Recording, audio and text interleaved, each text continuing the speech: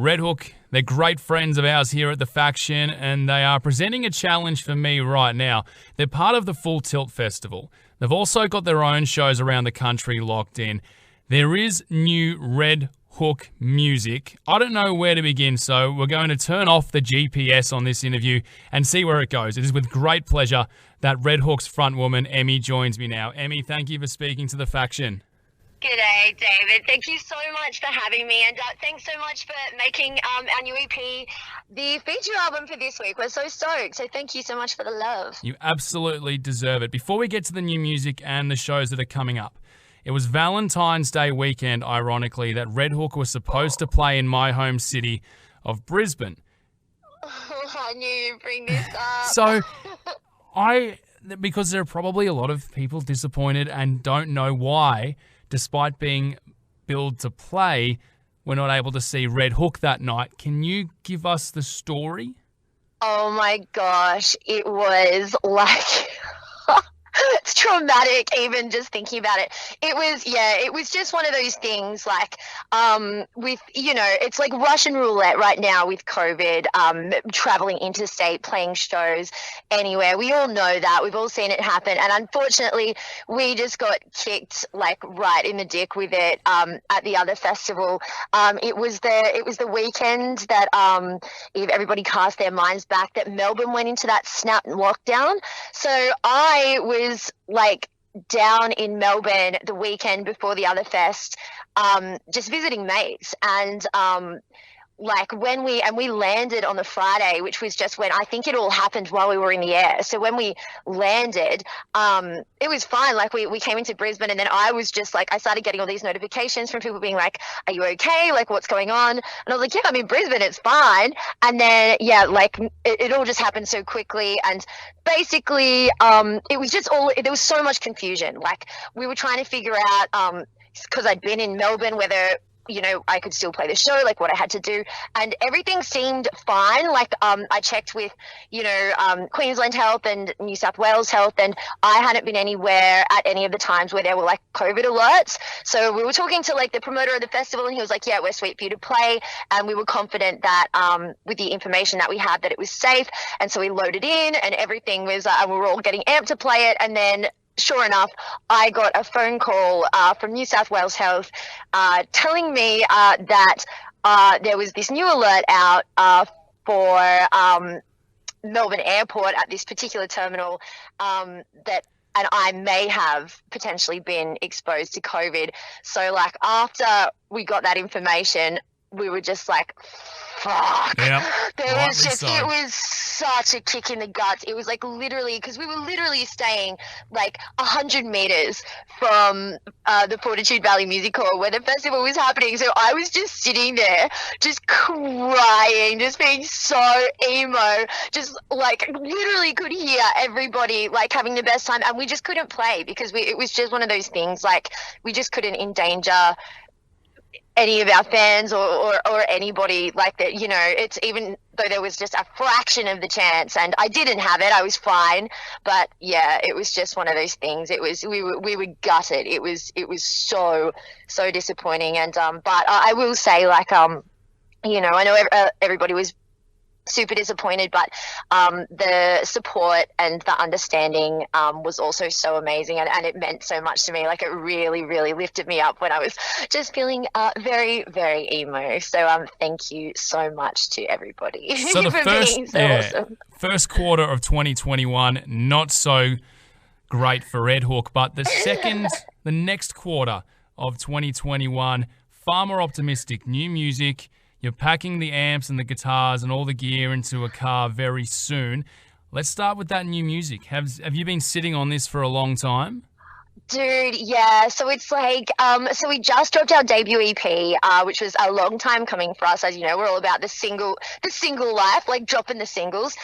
So it was kind of a big deal for us. And I think, if it wasn't for COVID, because we do have we normally have such a rigorous touring schedule,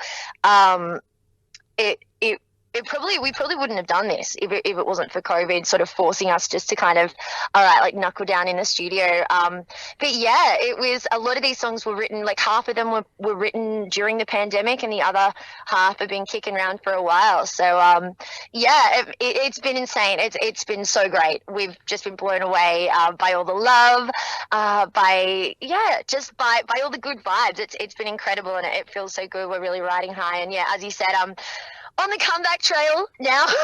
We're getting back out there playing some shows and can't wait. I'm so stoked. Tell me what Bad Decisions means to you and your band. We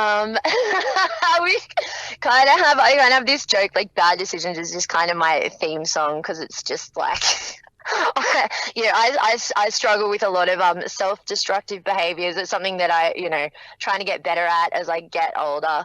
But yeah, I think that more than anything, I think Bad Decisions is just about celebrating and acknowledging and maybe celebrating the fact that, we all make mistakes, we all fuck up, none of us are perfect. And, sometimes there's a silver lining and hopefully we can all learn a little something. But, it's reveling in the joys of human frailty.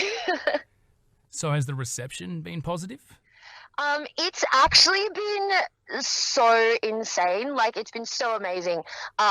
This song's just kind of taken on a life of its own, hey. And I was really scared because obviously, if you've heard the song, the lyrics are very ugly and honest and confessional and just like I'm just fully taking a piss out of myself. And so I was scared. I was really scared to release this song and kind of get it and for people to hear it and just be like, man, like I was just so scared. People would be like, man, this chick's fucked up. Like, what the hell is this? Like, what? But it's just the overwhelming piece of feedback that we receive from people who dig Bad Decisions is that it it resonates with them so much, like they connect with it, like they which is great. It's very reassuring for me to feel like I'm like just not a total freak and that other people understand those feelings as well. So yeah, it's been freaking amazing. Before I get the final message for you or from you ahead of the tour, can I ask why you decided to record an EP as opposed to what you've done in the last few years where you've released singles? Yeah, honestly, it was just for the fans. Like, it's just something that all of our fans have been asking for. Every time, people get excited when we drop the singles, but all the time everyone's like, when's the EP? Like, when is the EP coming? And so we're like, all right, well, we have the time now. All of our, we watched all of our big tour plans for 2020 go up in flames. So we're like, let's do it. Like, let's give all of our beloved weirdos what they want, which is like a longer release. So that's why we did it. It was for the fans. You've got a few dates to talk about here, in particular Full Tilt in Sydney. Give us the goss on that and then tell us anywhere else we'll be able to see you in 2021. Yes. So Bella Vista Farm in July. We're so excited to play Full Tilt. Like, this lineup is just mind-boggling. Like North Lane, Make Them Suffer. Like, so many bands that we have followed and looked up to for a very long time that we've never gotten the chance to share the stage with before. So we're so excited about that. And yeah, it's super. I'm so pumped for the rest of this year. It's so, I think, like right now, because we've been doing a lot of sort of like international interviews and stuff with overseas press, and everybody is just so jealous of Australia right now and the fact that we have live music back and we can go to shows. Like, everybody's just kind of drooling into their beers. Just with us right now. So yeah, we're so excited. We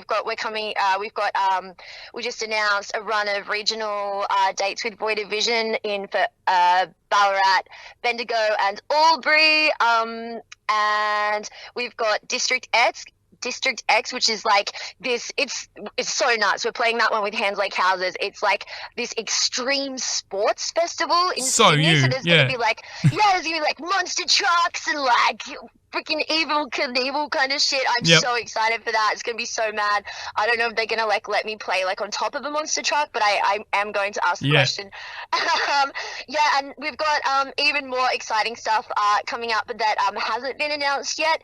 But right now the big one for us is just this headline tour. Like we just can't wait to get out there all around the country and see all of our friends, all of our fans again. It's our first headline tour nationally since COVID, and yeah, it's so many of the shows are sold out already, which has just been insane. So yeah, we've got lots of fun in store, so can't wait. Is it We Are RedHook on Instagram? Is that the best place to follow the news? Yep, at We Are RedHook all over the socials. Hopefully in 2021, the only time you cry again in a hotel room is because they stop serving you room service. No more crying because, which can happen to anyone, no more crying because of cancelled shows. Emmy, thank you for speaking to The Faction. We'll talk to you soon, no doubt. Thanks so much, David. I love that you think that I can afford room service as well. Thanks so much for having me.